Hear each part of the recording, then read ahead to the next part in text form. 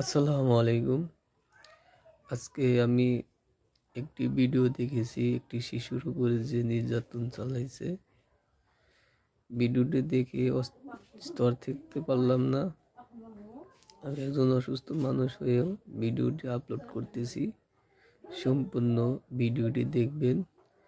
মানুষ যে এত হিংস্র প্রাণী হয় আগে জানতাম না। এই বাংলাদেশ কবে শিশু নির্যাতন থেকে মুক্তি পাবে, একটি সোনার বাংলাদেশ গড়ে উঠবে। আপনারাই বলুন, যারা এই শিশুর উপর নির্যাতন করছে তার কি শাস্তি হওয়া দরকার। ভিডিওটা সম্পূর্ণ দেখবেন। আমি নিজেও দেখে কান্নায় ধরে রাখতে পারিনি।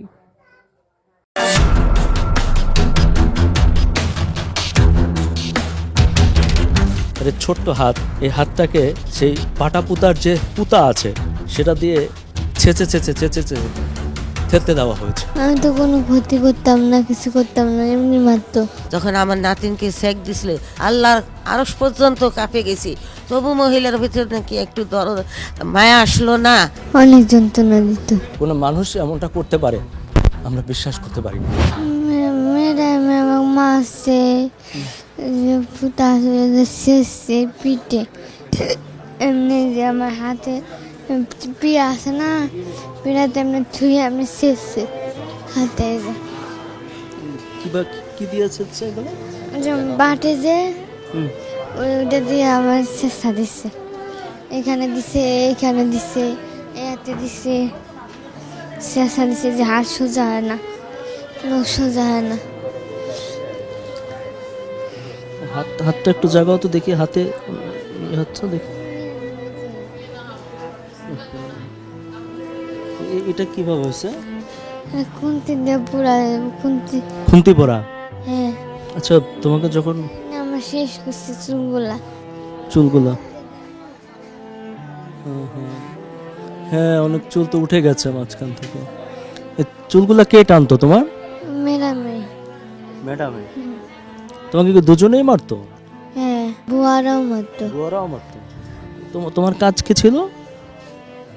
কাজ ছিল বাবু দেখা, আবার আমার ঘর দর গুছায় মুছায়, থালাটি দোয়ায়, কুটা বসা করায়। তোমাকে মারতো কি কারণে? আমি তো কোনো ক্ষতি করতাম না, কিছু করতাম না, এমনি মারতো।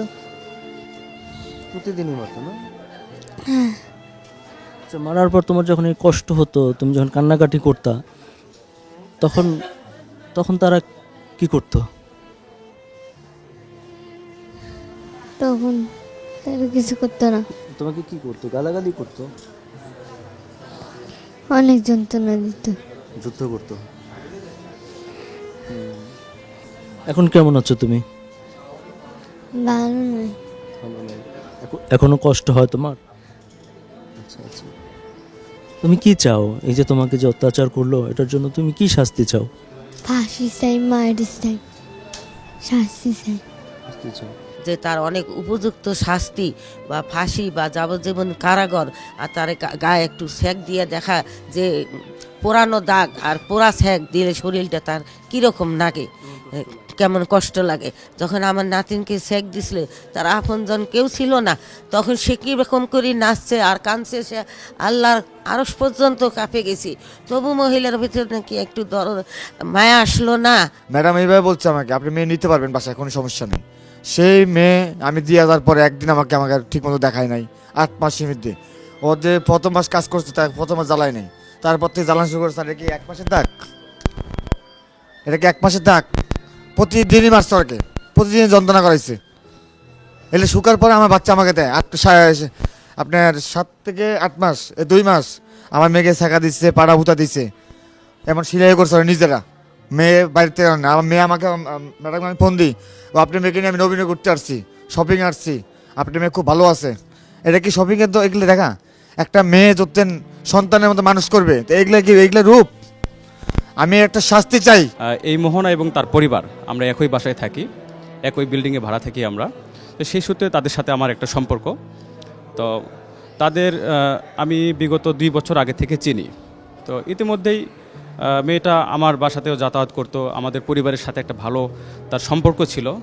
তো তো আমাকে উত্তরাতে দেওয়ার আগে তারা আমাকে বলেছিল যে আমার মেয়েটাকে আমি উত্তরাতে দিচ্ছি একটা ভালো পরিবারে। তো আমি সেটা নিয়ে খুব বেশি একটা তাকে বাধা দিই নাই। আমি বলেছিলাম ঠিক আছে, যদি কেউ দায়িত্ব নিতে চায় সেটা আপনাদের চিন্তাভাবনাটা নিজস্বভাবে নেওয়াটাই ভালো হবে। তারপরে আমি মাঝে মধ্যে খোঁজও রাখতাম যে মোহনা কেমন আছে, বলে ভালো আছে। তো হঠাৎ করে 30 তারিখে মোহনার বাবা মোস্তফার নাম্বার থেকে আমার মোবাইলে একটা কল আসে এবং তিনি বলে যে আমাকে মামা ডাকে, মামা কোথায় আছেন? তা আমি বললাম গাজীপুর চৌরাস্তাতে আসি, একটা কাজে আসি।